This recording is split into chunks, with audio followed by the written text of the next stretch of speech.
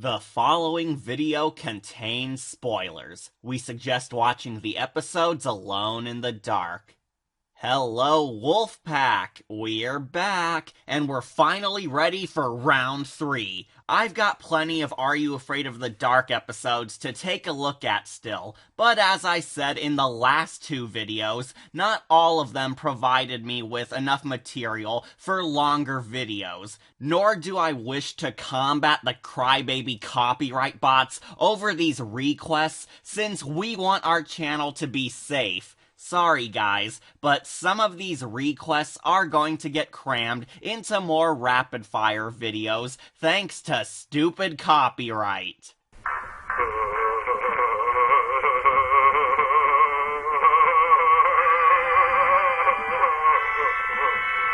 Nevertheless, there are still a handful of tales getting their own single reviews, and this style does help me speed by the hit series much faster than my other projects do. So I'm fine with doing rapid-fire reviews, and might do more in the future if we ever snag these copyright issues again. But let's get into what you really came here to see. My thoughts on both fan-favorite and fan-hated tales from the oh-so-classic horror anthology show, Are You Afraid of the Dark? So here we go.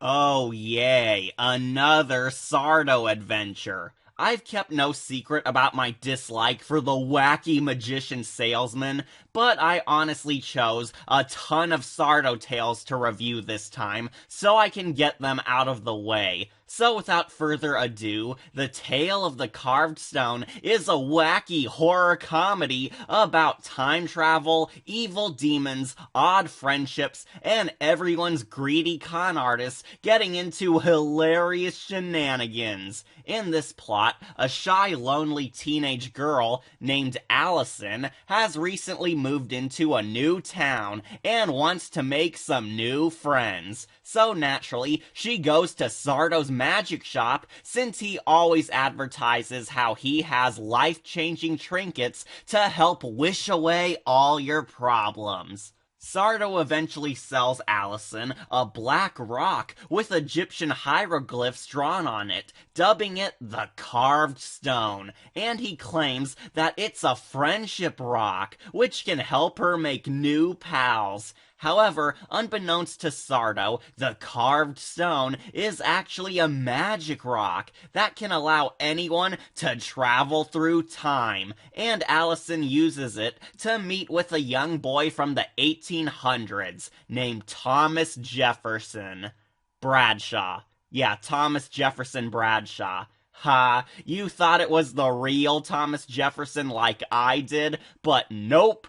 The writers didn't take advantage of that opportunity. And sadly, this is the only point in time we see the stone ever travel to. Yeah, this carved stone can take a person to any place in time, and she only uses it to meet with a shy little boy with no friends exactly like her, where of course the two instantly become best friends and go on an epic journey together. First minor problem, does this little kid even look like a child from the early 1800s to you? Because I sure had a hard time seeing that until the show spelled it out for us.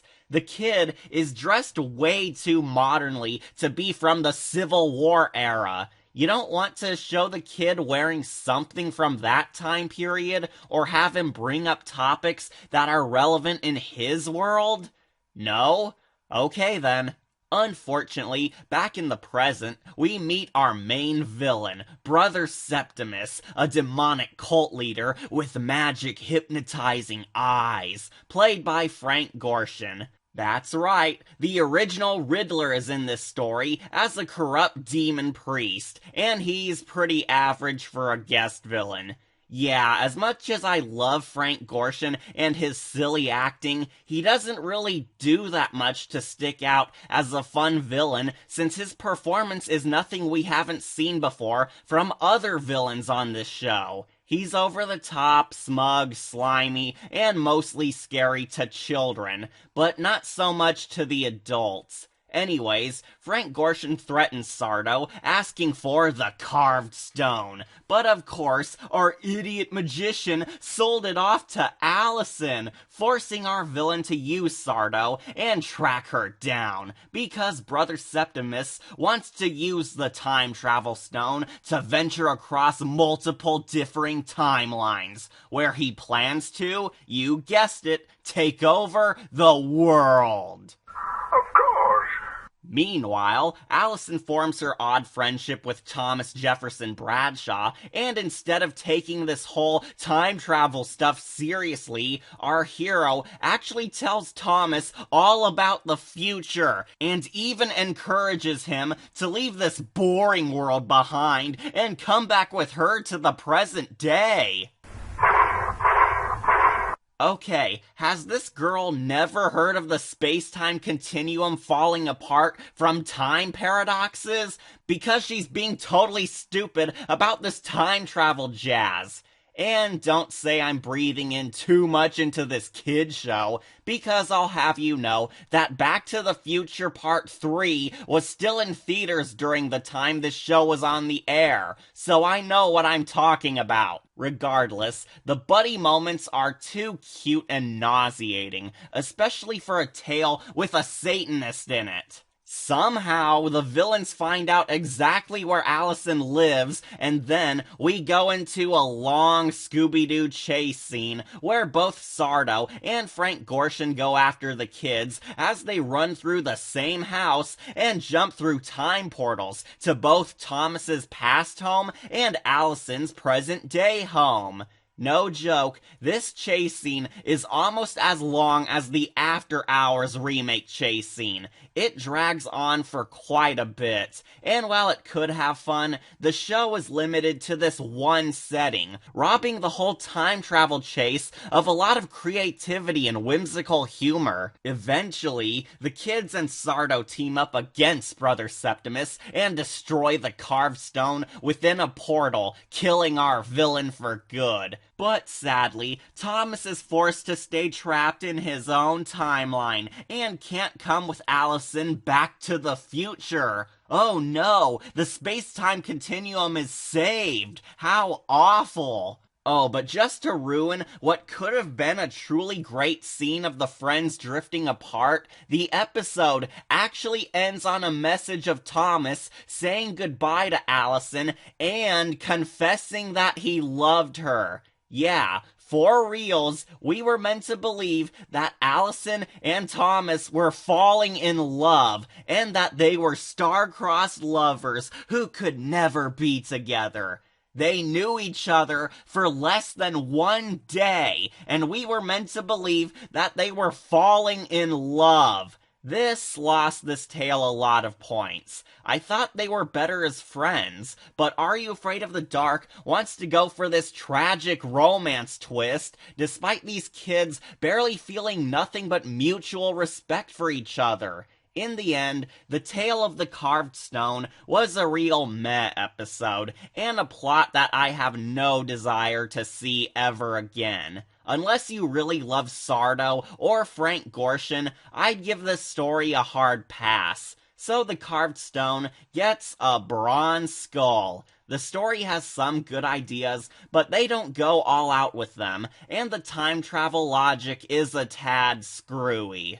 See, that's the thing about time travel, Barry. The more you do it, the less the rules apply to you.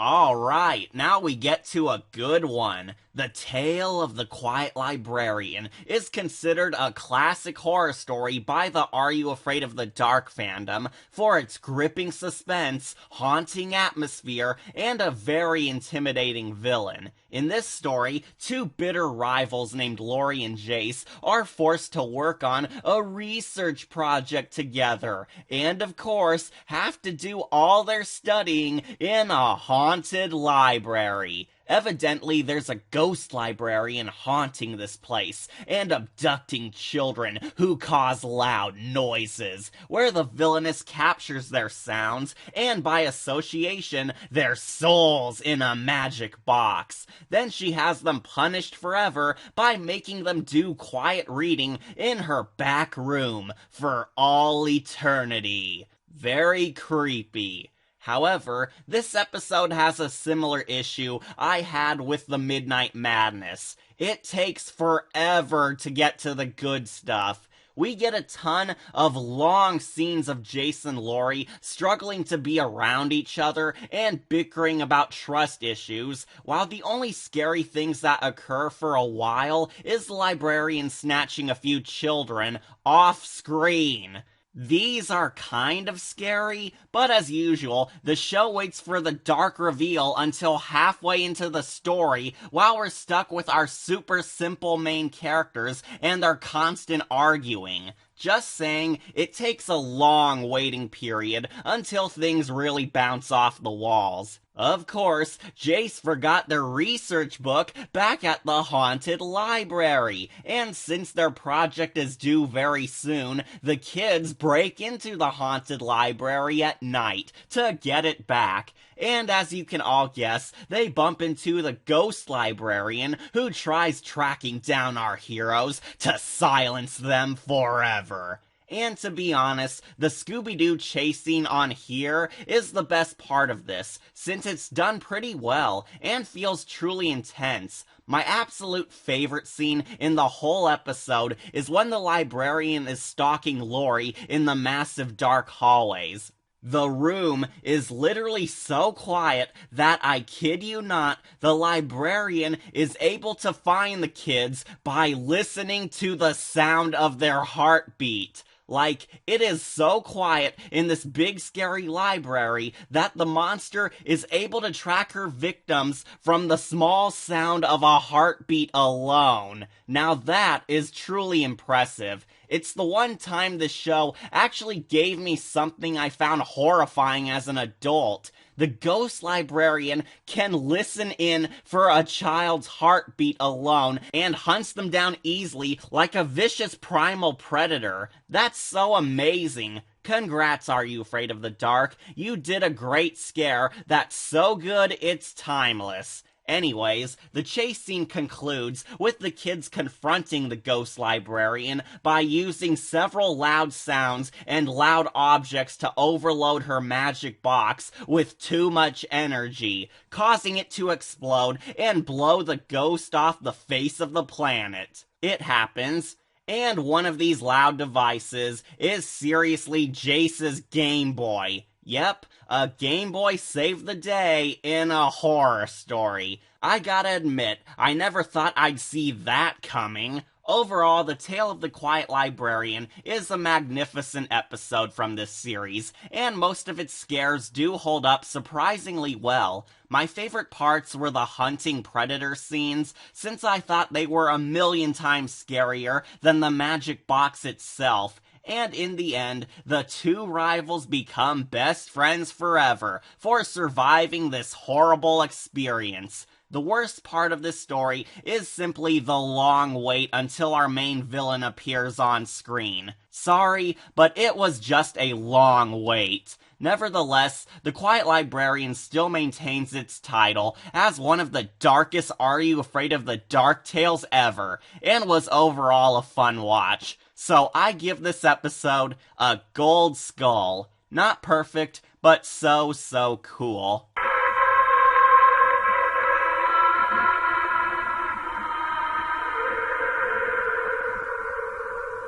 Alright everyone, are you ready for the epic death battle between Seamus the Leprechaun and Jake the Snake? Well, that's not what we get. No, instead, The Tale of Jake and the Leprechaun is a story about an aspiring young child actor named Jake befriending a magical leprechaun since he believes the misfit can help him out with his acting skills. However, the duo find out that one of the actors starring in the same play Jake's acting in is secretly an evil banshee who's intending to use our kid hero as some soul food to enhance his own dark powers of immortality. Jake is slowly being mutated into a supernatural creature so the evil banshee can devour him, but he gets help from the only enemy who can defeat the villain, a grumpy little leprechaun who just wants to be left alone.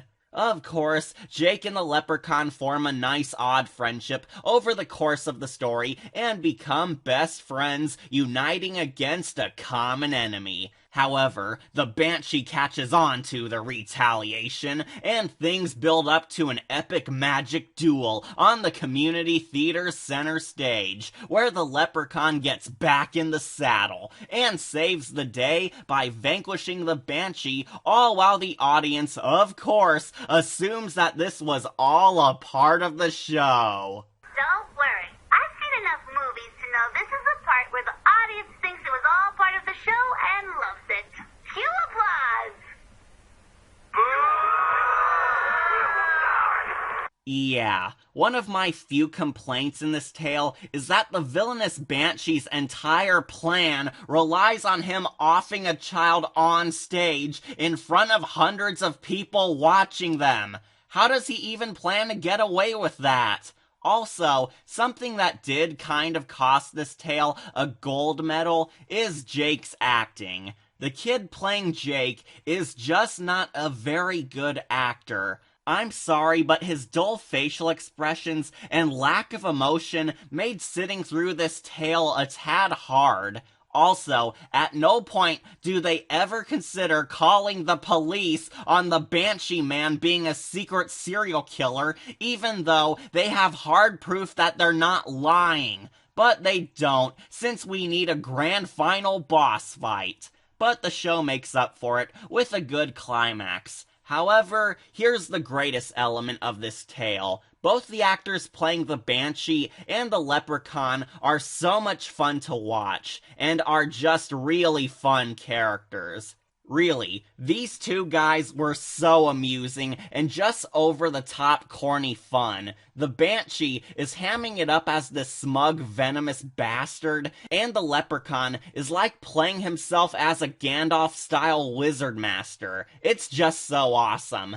However, as I said before, the main kid's acting is the weakest part of the episode, and was very noticeable, since he was playing off two better adult actors. I still think Lots of Luck is the champion Leprechaun horror tale, but Jake and the Leprechaun is just goofy, corny fun, and entertaining on a much simpler level. So I give this one a silver skull. I like it, but it wasn't lucky enough for full-on love.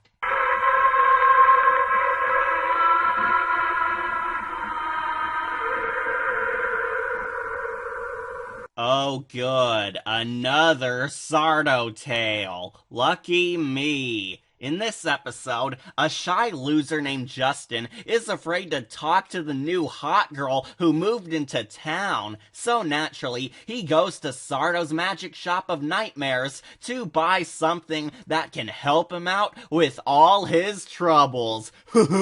Okay, how many times is Sardo going to pass off his magic junk to naive children under the guise that it'll really help them solve all their mundane problems? Because every episode of his has this exact same formula. It's always some antisocial kid purchasing a piece of junk from him that causes more problems than they had before. Then Sardo and whatever customer of the week getting into stupid hijinks. Spice it up a little.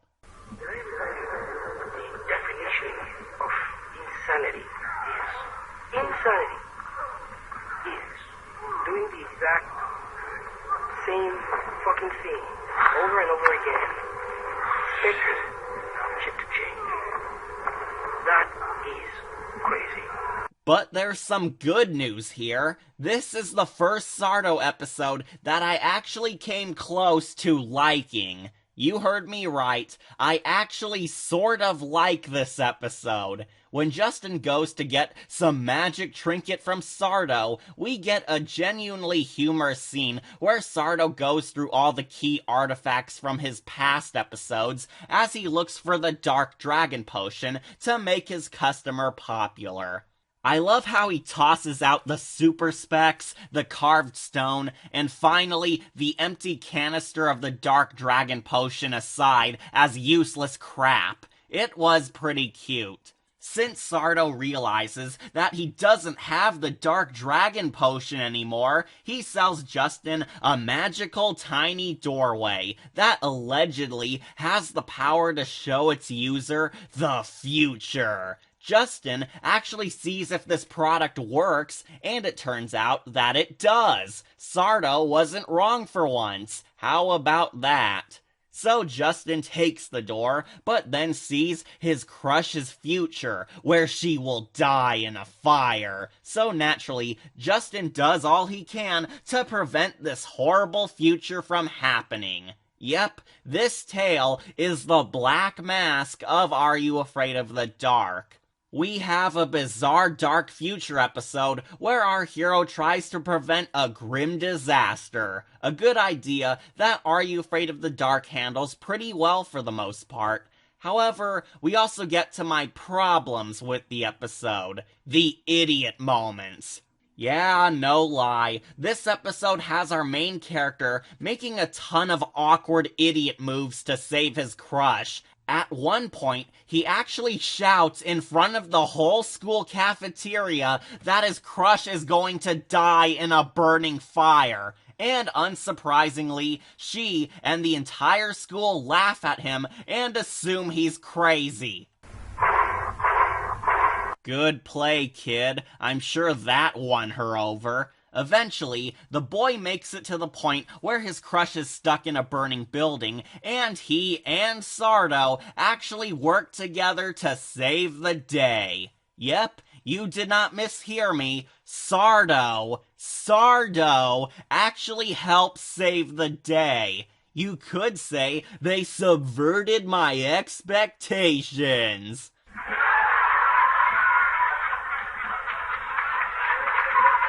We see that the mini doors have secret keys in them that allow the person wielding the doors to enter and exit any door in the real world, where Sardo uses a second door he hid away to save the children. Yay, Sardo was useful and a good guy for once. Our kid hero returns the stupid micro door to Sardo and wins the heart of his crush. But then our twist ending reveals that Sardo had a third mini door the whole time. What does this mean? Well, I don't know. It was all just a stupid joke to make us laugh, I guess, but it wasn't all that funny and lacked all sense. Regardless, I kind of like this tale, since I did truly feel for Justin and his social awkwardness, and was glad that Sardo was finally useful in the plot for once, and was truly funny this time. So bravo, Are You Afraid of the Dark? This is the first Sardo episode I'm giving a gold skull. It was a pretty decent adventure that hides some grand fun on the other side.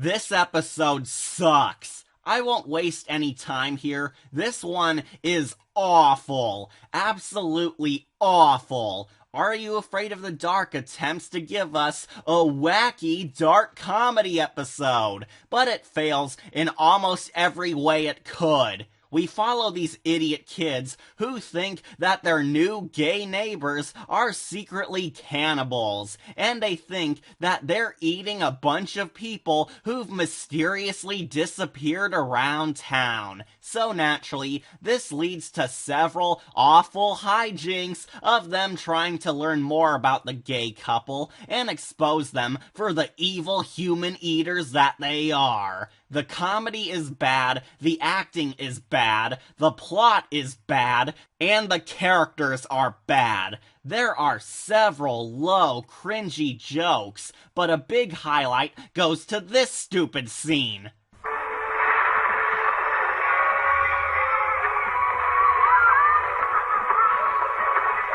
Okay, fall down already. When you slip on something slippery, you fall down instantly. But the writers just drag it on and on and on to the point where it's not entertaining, like all the humor. And just to piss you off, the episode never reveals if the gay couple were really cannibals or not. They go for a vague, ambiguous comedy ending where they might be cannibals, or they might just be trolling the kids to get back at them. However, the person who may or may not be dead is a generic idiot bully, so I don't care. In short, this is one of the worst Are You Afraid of the Dark tales ever, and I would just skip it. I give this train wreck a decayed skull and the easiest 0 out of 10 ever on this list. Don't waste your time on it, it sucks!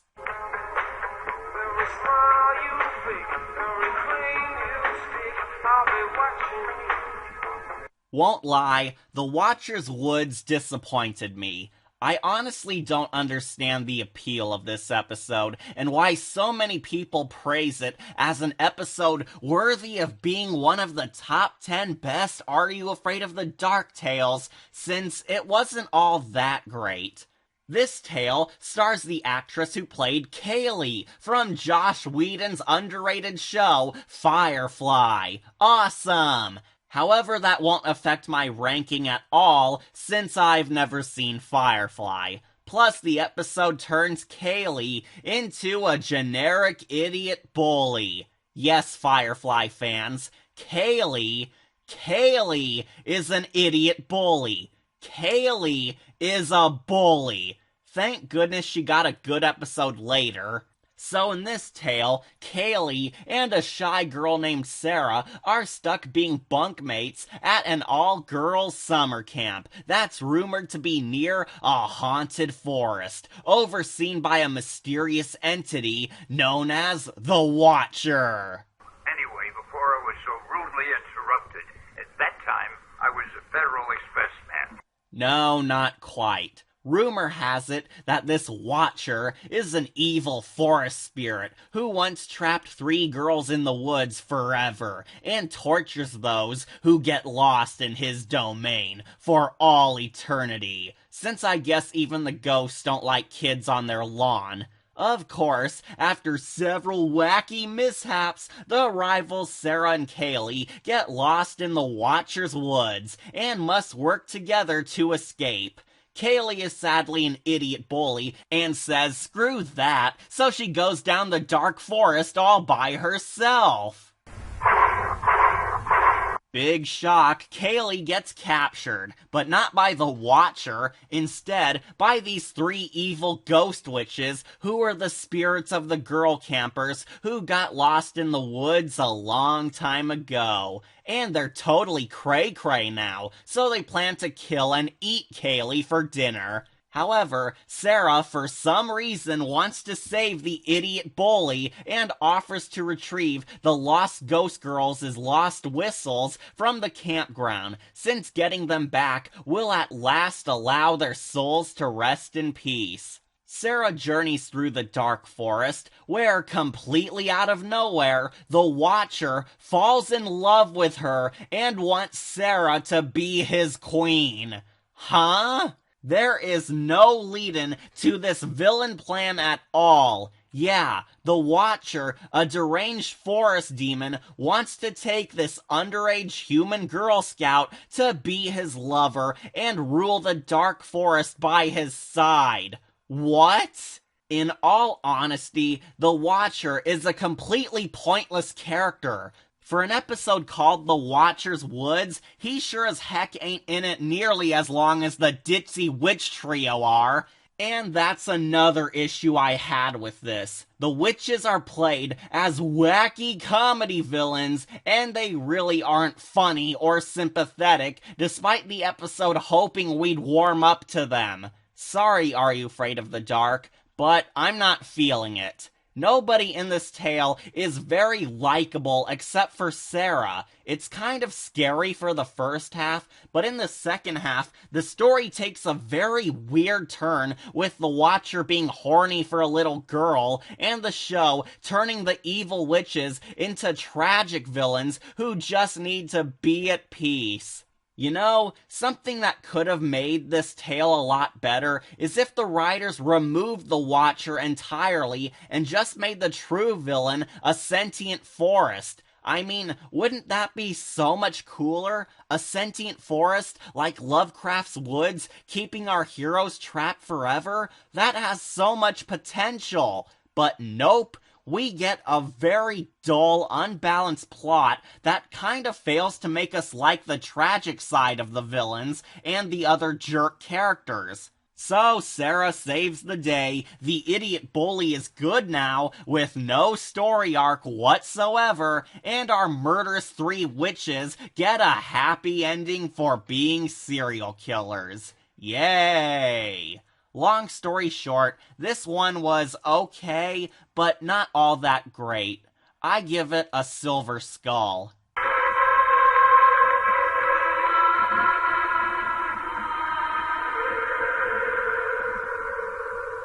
The Tale of the Prom Queen was actually pretty good. I dare say one of the best episodes this show has ever made. In this tale, a teenage girl named Dee Dee happens to encounter these two idiot douche bros in the graveyard who try to impress her by scaring her and pretending that they're suave and cool. However, they eventually do gain her trust by asking her help to solve a mystery regarding a dead prom queen. You see, a long time ago, this prom queen winner was awaiting her date to pick her up for the prom, but she was tragically killed in a car crash. Her boyfriend then committed suicide by driving his car off a cliff like Jigsaw. But unlike Jigsaw, he actually did die, and his corpse was lost under the town's lake. You know, for kids. Rumor has it, though, that the ghost of the prom queen rises from the grave every night, hoping to find her lost boyfriend.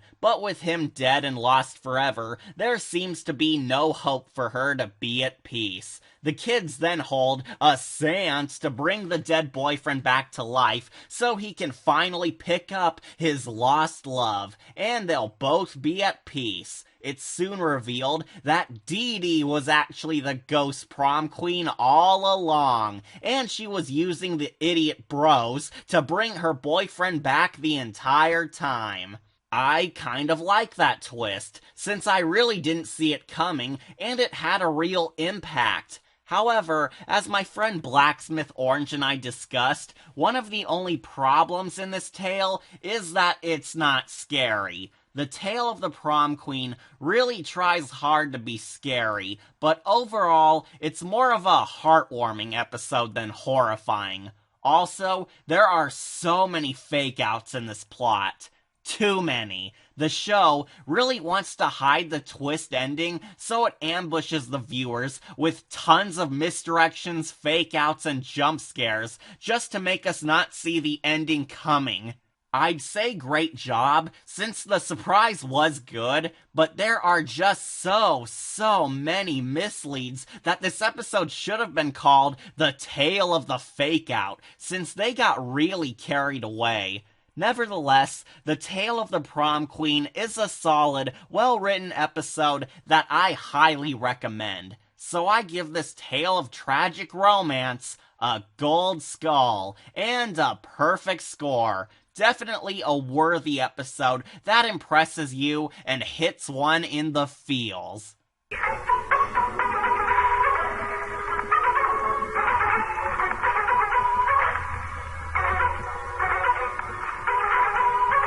The tale of the Mahna Ha sucks. We follow a group of Boy Scout campers this time who are stuck with an idiot bully camp counselor, leading them into a hiking trip through the cursed woods, where of course some supernatural hijinks happen. Owner survived in a bush by Oscar Butts. Not going to lie, I hated everyone in this story except for the main character. This story is the spores of Are You Afraid of the Dark? We have one innocent character in this who gets abused by an onslaught of jerks and morons who treat him like he's a loser, but really the hero is the only smart guy among the scouts, and the plot sucks by the end. Eventually, the stupid kids reawaken a Native American ghost who tells the kids that evil spirits known as the Mahna Ha will kill them for intruding on this sacred land. The Mahna Ha are meant to be Wendigos, but the show fails to show them on screen in full detail, so you'll be disappointed by the unreveal. The characters soon get picked off one by one by these off-screen monsters, and we actually get to the one joke that was legitimately funny, where the idiot bully gets assaulted by the monsters. When the campers hear the idiot bully getting attacked, they actually take a moment to pause and think about whether or not they want to risk their lives saving their idiot bully counselor as he's dying and screaming in agony. That was pretty humorous. Eventually, it's revealed that there were no Mahna Ha monsters, and it was all an illusion created by the Native American shaman ghost the kids disturbed earlier the entire time. Which makes zero sense, because the ghosts had to have really attacked them earlier, yet the show wants to convince us that it was all never real, despite the people actually getting attacked by someone. Great continuity! Blah, who are you? What's wrong, Cat? House, who's this girl? What's wrong? Who are you talking to? There was this weird cat here, but she's gone. There's nobody else here, Cat. I can't see them. It's okay, buddy. Nothing strange is going on. It's just you and your magic-talking demon house. All normal stuff. Okay. I think it's just the dreadfulness of this episode getting to me.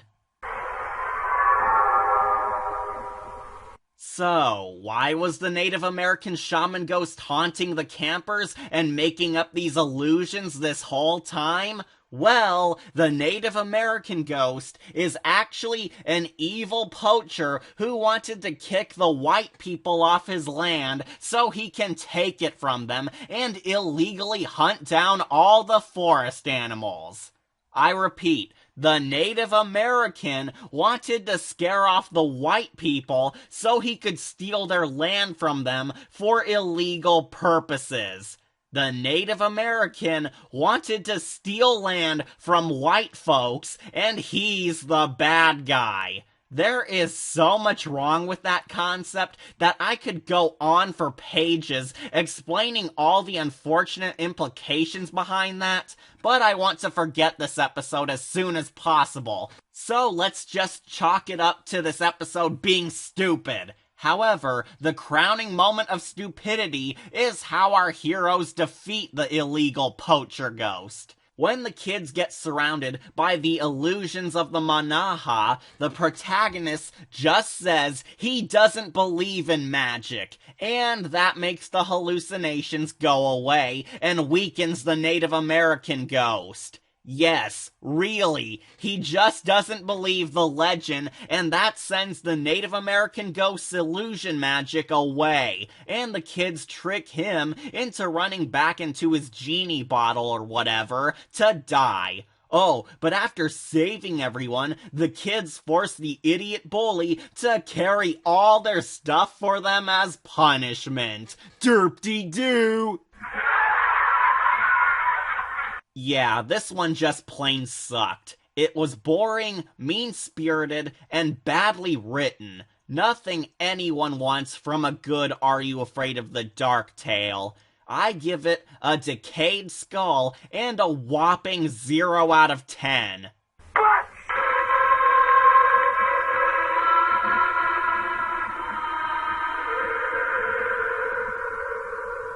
The Tale of the Twisted Claw was Are You Afraid of the Dark's attempt to offer kids a modernized remake of the classic horror tale The Monkey's Paw, and it was pretty underwhelming. A ton of people asked me to review this one during October since it has Halloween in it. But honestly, I'm kind of glad I didn't, since I failed to grasp the appeal of this one too.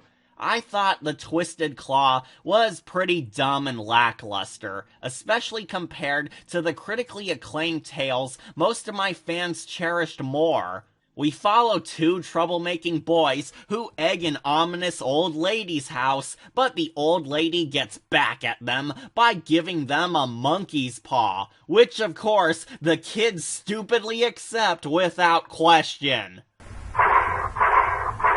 Yeah, the idiot moments in this story are pretty huge and face-palming, and they only got worse when they started making wishes with the dang paw. As you can guess, all their wishes backfire spectacularly, and the boys are nearly killed by gangbangers, assaulted by ghost wolves, and nearly encounter a foreboding ghost. However, the scares in this one have really not held up all that well. I also talked about this tale with my buddy Blacksmithorange, and as he pointed out, the Tale of the Twisted Claw doesn't seem to grasp what made the original Monkey's Paw story so good. I totally agree. This episode simply doesn't understand the complex fridge horror that made the classic story so good. Some of the creepy scenes are well done, but they aren't really disturbing, since they lack the powerful punch the old version had. One of the most disappointing moments in this episode is when the boys accidentally wish for their grandfather to come back to life, and it's done pretty over the top and too ridiculous compared to how the scene was done in the old version. The ghost in this version didn't die a horrible physical death, so it lacks the fear that the resurrected ghost becomes a pet cemetery ghoul, like in the book. Of course, the boys wish for everything to go back to normal, and it works. But the old lady reveals that she was a witch who just wanted to teach them a lesson all along. Hardy har har. Overall, this tale was an average experience that I don't think reached the coolness of the classic Monkey's Paw, so I grant this Halloween homage a bronze skull. Maybe next time they should wish for a script revision.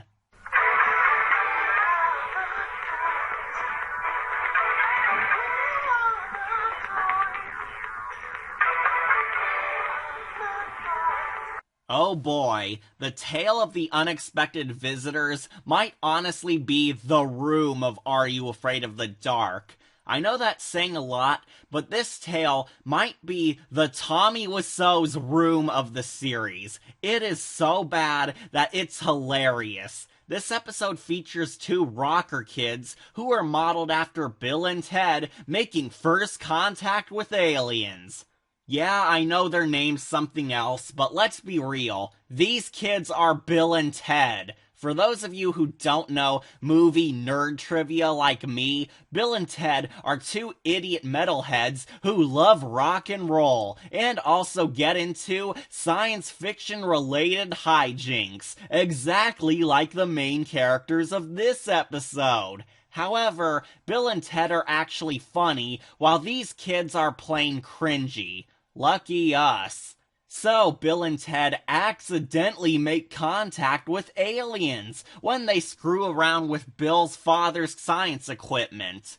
Yeah, one of their parents happens to be a scientist with long-range satellites capable of reaching out to aliens light years away from us. What are the odds? So they accidentally contact energy beings who proceed to abduct all of Bill and Ted's friends and family because they accidentally assume all human life are toys for them to play with. So of course, our heroes have to rescue their loved ones and speak with the aliens before it's too late. Both these guys are pretty terrible actors, but their dialogue isn't exactly better. I mean, how do you even make quotes like this cool? We are not toys, lady. We are people. Dream. Let's rock. Unfucking believable.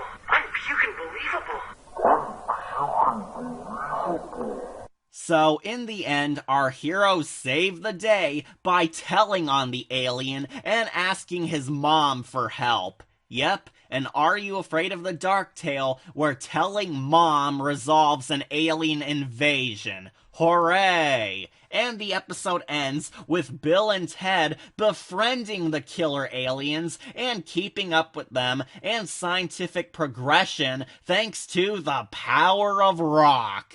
Let's rock.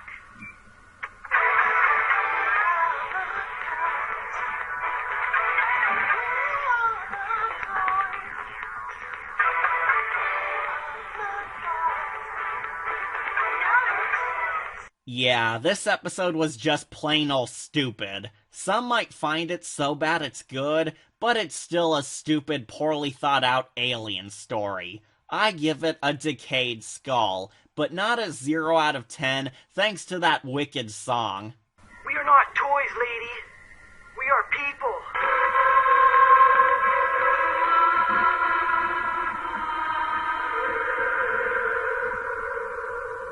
The Tale of the Closet Keepers is the first Are You Afraid of the Dark story to feature a deaf girl as the main hero, and that is pretty cool. In this tale, we follow a deaf girl named Stacy trying to fit in with her new neighborhood, but some idiot bullies think that she's dumb and weird for being unable to hear. I mean, a girl with a handicap? What a freak! Next week, we're going to mock the children who have cancer and are on life support. We kind of have no souls that way.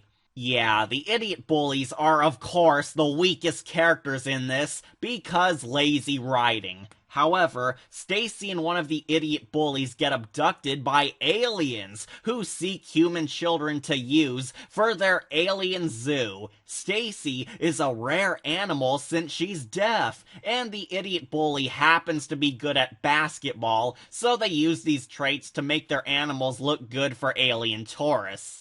The only thing keeping them at bay are, of course, advanced sound weaponry that releases such an ear rape sound effect that it torments the children back into their zoo cages. Seriously, this noise is weaponized ear rape.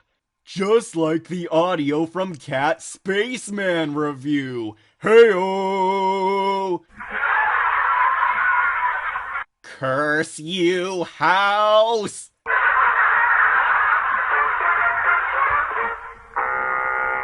But naturally, Stacy is immune to the sound weapons, thanks to being deaf. Who would have guessed? So Stacy saves the day and saves all the other kids from the alien zookeepers, and the idiot bully finally respects her and accepts Stacy for who she is, since now he knows what it's like to be treated as a freak, and she saved his life. Yay! In the end, this tale was a nice story about a handicapped kid using their advantages to their own use and overcoming life difficulties in the face of danger. A nice lesson to teach kids, but a pretty typical horror adventure. I give it a gold skull and an okay score.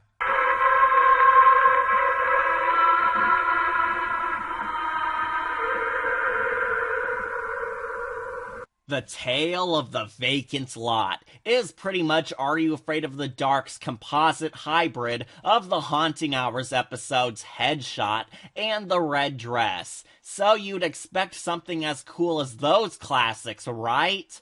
Well, let's start with the pros. First off, Are You Afraid of the Dark finally gives us our first Muslim ghost. Yep, our first Muslim supervillain, people. This is Marie, a creepy shopkeeper who travels around the world looking for a greedy soul to use for her hidden mysterious agenda. We soon meet our hero, Catherine, an uptight perfectionist who wants more out of life. She soon crosses paths with Marie and her spooky swap meet shop, where the ghost offers her material things that Catherine desires the most. But there comes a hidden price in return for her favors. Catherine soon transforms into a greedy monster thanks to her selfishness and slowly turns into an ugly freak the more she does bad things and gives into her greed like Gracie. It's soon revealed that Marie was once a greedy jerk like her, and she's been making deals with our main character because she wants to switch places with her and be free and hot again. When Catherine fights back, Marie soon claims our protagonist's little sister instead, and threatens to keep her if Catherine refuses to give in, where Catherine then selflessly sacrifices her own soul in exchange to spare her sister's life. Unfortunately, Catherine pulls off a selfless deed which breaks Marie's magic and sends the villain back to hell where she belongs. Honestly, this was one of the few times where I was hoping that the show would go for a dark ending on how eventually we all pay for our sins and selfish nature, like on both Headshot and The Red Dress. But Are You Afraid of the Dark goes for a more happy ending, where Catherine's one nice deed outweighs all the power of greed and saves the day. I kind of feel like this undercuts the anti-greed lesson, and it doesn't quite make up for all of Catherine's jerk greedy moments earlier, though I did enjoy the concept the show is going for here. Teaching people to stop being so greedy and vile is a good lesson to provide kids and adults, so that did earn this tale a few points. I simply find this tale okay. Not too bad, but not too great. The Vacant Lot is an okay morality tale about self-sacrifice, but not as deep as it could have been. I give this one a silver skull.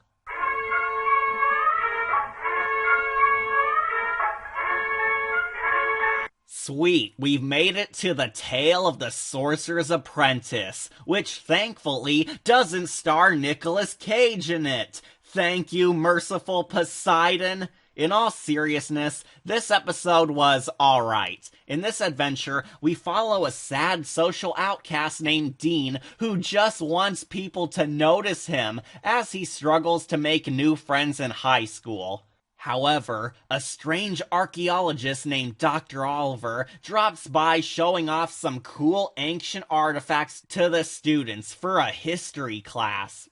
One of these items being the magic staff of an evil sorcerer, which can grant the user mastery over dark magic. Where, of course, our protagonist takes a liking to it and steals the staff to gain ultimate power. He soon discovers that the staff contains the soul of the past evil sorcerer, who offers to teach Dean the power he so desperately seeks. But in exchange, he must release his trapped spirit back into the real world.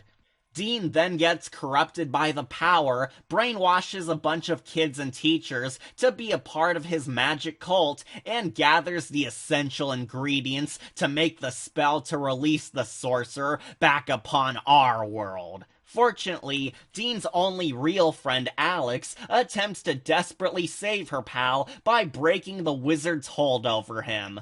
Okay, are you ready for this? Because this is the goofiest part of the whole episode. Our evil demonic sorcerer's name is Goth. Goth. The dark, scary villain in this is named Goth. That is the silliest thing I have ever heard. What, was Queen Emo unavailable? And just in case you thought that this was just a weird coincidence, well, Goth actually demands his cultists to dress up in all black, wear ritual makeup, only come out and about at night, and follow him into an era of darkness. Does anyone else get the feeling that whomever wrote this tale had a bad experience with some goth kids, and this is just them getting back at them? Because this episode has a ton of peculiar jabs at goth culture. I'm just saying, it's pretty funny in a weird way how the bad guy is called Goth, and his cult are all goths who want to bring a never-ending darkness into the world. Subtle, are you afraid of the dark? Real subtle. Anyways, Alex snaps her friend out of the spell, and just when Goth is about to be summoned from a magic pool, the kids actually stop him by putting chlorine in the water. Yep, no exaggeration, the heroes kill Goth, a dark demonic magic sorcerer, by putting chlorine in the magic pool summoning his physical form. And it works! Just making this bad guy as unintimidating as possible, huh, writers? So Dean comes back to reality, his best friend comforts him, and tells him that he'll always be somebody important to her. The brainwashed cultists are free, and the world is saved. However, our twist ending reveals that the Doctor was the true Sorcerer's Apprentice all along, and she secretly placed multiple magic staffs all over schools around America to have a backup plan to summon her master once more, so they'll eventually, you guessed it, take over the world. Of course. Yeah, the twist was pretty forced, especially since so much happened in this tale that I totally forgot the Doctor was even a character. She was off-screen for so long that it was shocking she even came back in the twist at all. Overall, The Sorcerer's Apprentice is not a deep episode, but it is a pretty fun tale, with a lot of cool things going for it, and epic scale ideas in it, so I can recommend it. I give this episode a gold skull for being some magical popcorn entertainment. So remember, everyone, to beware the cult of Goth. Goth, really.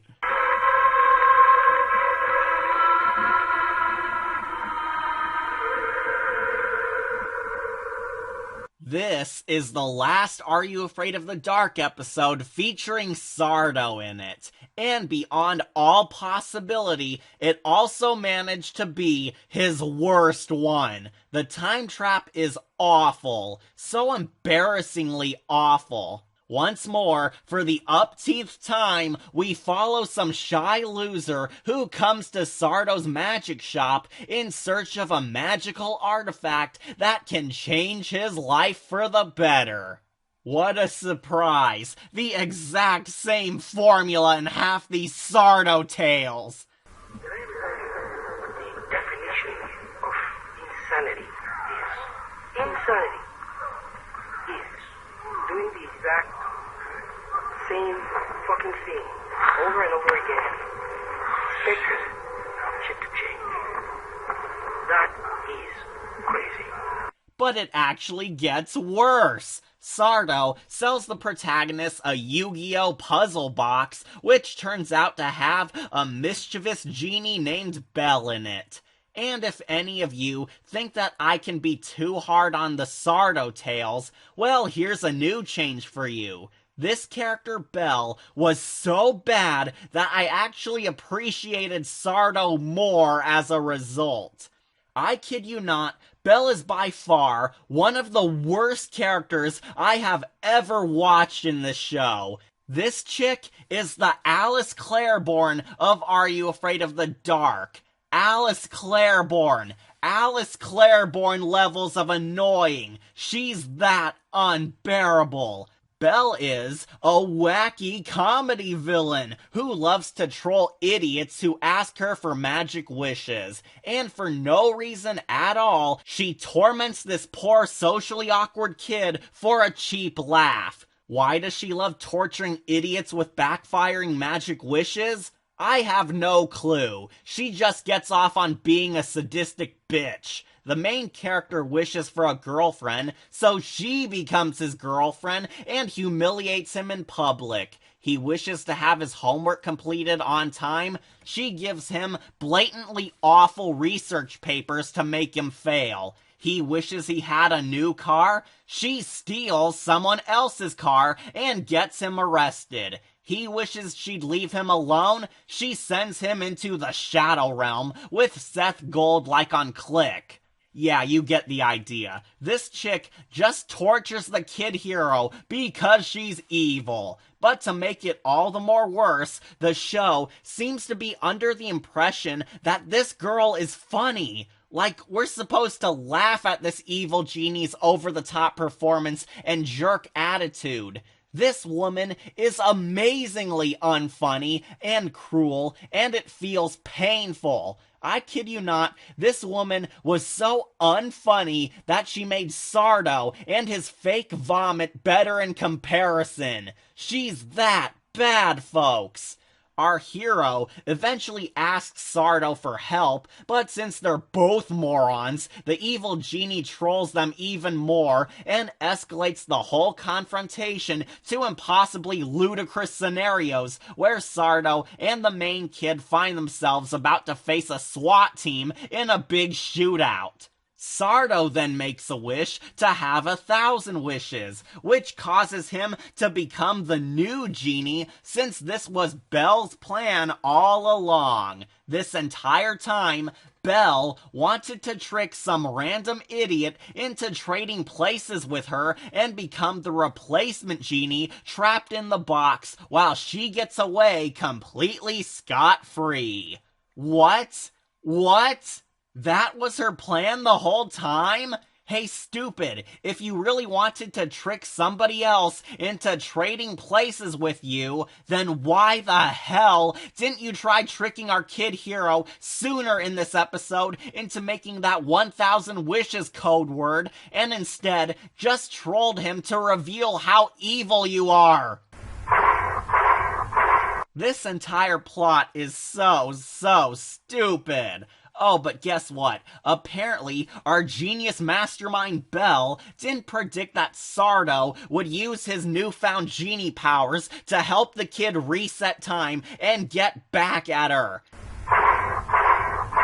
Yep, the kid hero wishes that he never met Belle, and time resets, where our kid hero refuses to go into Sardo's shop this time, and Sardo naively dumps the Yu-Gi-Oh! Puzzle box keeping Belle in it in his back room, meaning that Shrill Whore is suffering forever once more. I give it a pity point for punishing that monster, but still, this episode sucked. What a terrible final send-off to Sardo. What an awful comedy for children. What a huge waste of my time. In fact, what the hell does using an evil genie even have to do with time? The title of this episode implies that time travel is going to be a huge part in the story, but nope, they time travel once at the end for a cosmic reset button.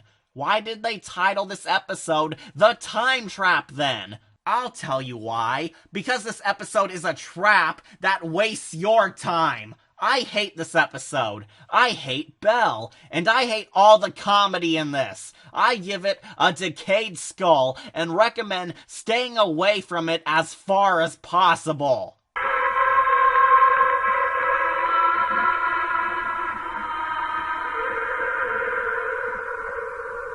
Well, everyone, after all the batch of pure crap, I can safely say that this will all end on a very fantastic episode.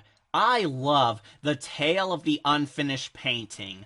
It is awesome. Truly awesome. In this tale, an aspiring young artist named Cody wants to increase her painting skills, but she follows a scary little girl all the way to an art museum, where she encounters a famous elderly artist named Mrs. Breer, who takes the girl in as an art student to help Cody realize her true talents. By the way, Kaylee is back as our hero again, and this time, she's actually a lovable hero you can care for, since she's written like a real person this time. Smart move. However, the art teacher is soon revealed to be an evil spellcaster who takes in young artists off the streets so she can steal their artwork and trap the souls of her students in their magic paintbrushes forever, so she can feed them to a demonic Mrs. Voorhees head who provides her with immortality in exchange for the soul food. Wow, that's actually pretty complex and super scary. Good job, Are You Afraid of the Dark? This story is pretty well crafted. I mean it. The horror is present, the suspense is high, and the story is intriguing. I loved every minute of it. However, we get to the one dumb moment in this too. Just as Cody uncovers Mrs. Breer's scheme and learns that she's locked in the haunted art museum, she uses her one phone call to contact her boyfriend for help. Yes, instead of calling the police for backup, she calls her boyfriend to rescue her from a kidnapping like a dolt.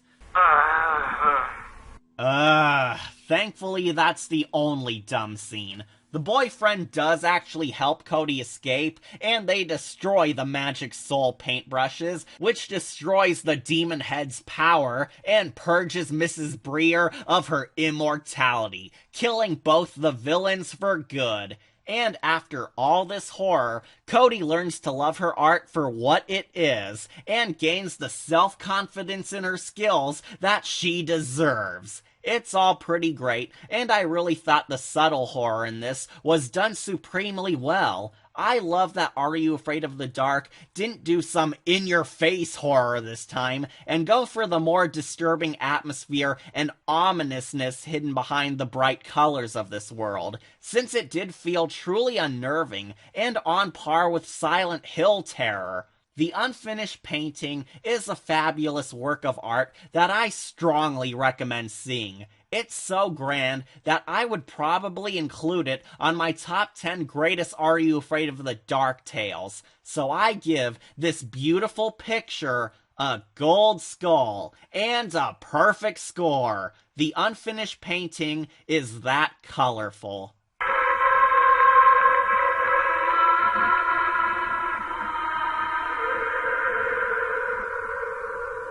And that wraps up my rapid-fire reviews on this batch of Are You Afraid of the Dark tales. Sorry I couldn't offer you guys single reviews on these, but I'm just so tired of fighting stupid copyright bots over BS claims on episodes of this show. I just didn't want to put in a lot of effort for a video that I know would be blocked worldwide, no matter if I loved or hated an episode. For those of you who made it this far, congratulations! As a reward for your patience, I'll stop jerking you around and tell you which episodes are guaranteed to get their own single reviews sometime in the future.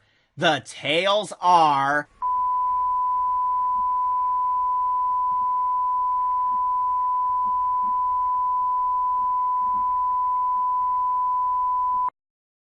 Have you seen our bonnet?